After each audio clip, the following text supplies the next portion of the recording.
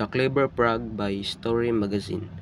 Of all the frogs who lived in the pond in the woods, Giuseppe was by far the cleverest. He could talk for hours about the stars in the sky, the way that plants grew, or the lives of great poets and kings. He also had a very big vocabulary. That Giuseppe knows so many fancy words that sometimes I can't understand what he means, his neighbor said. That's how clever he is. Giuseppe was a very friendly and polite frog, but he was also proud of being the smartest in the pond. That was why he never asked for anyone's advice or cared about their opinions. One day, he decided to go into the woods to read. I want to finish my book, and it is hard to concentrate here because of all the croaking, he said to himself. So he hopped into the forest and found a nice stool to read.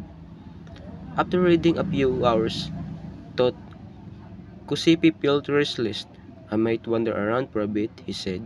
I'll take the long way back to the pond. Who knows what I will find along the way. He hopped up down the forest path, but before long, he had lost his way. Have I gone past that tree stump before? He thought. I was sure that my pond was over there. Just then, a mole poked his head up out of the earth.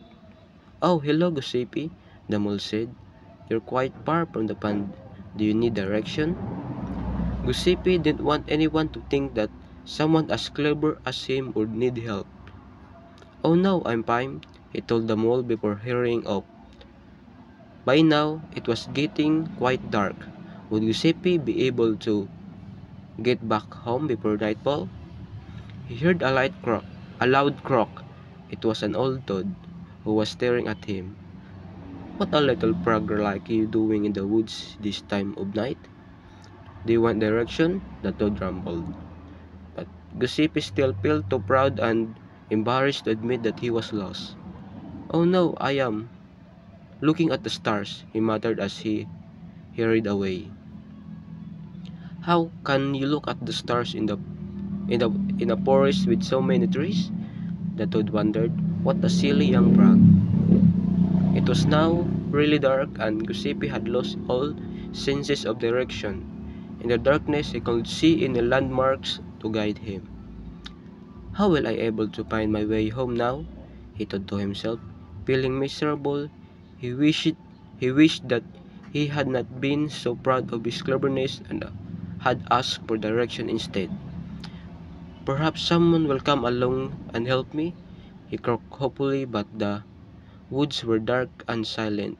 Not a single animal came by, and the clever frog had to spend a wet and chilly night shivering under a mushroom.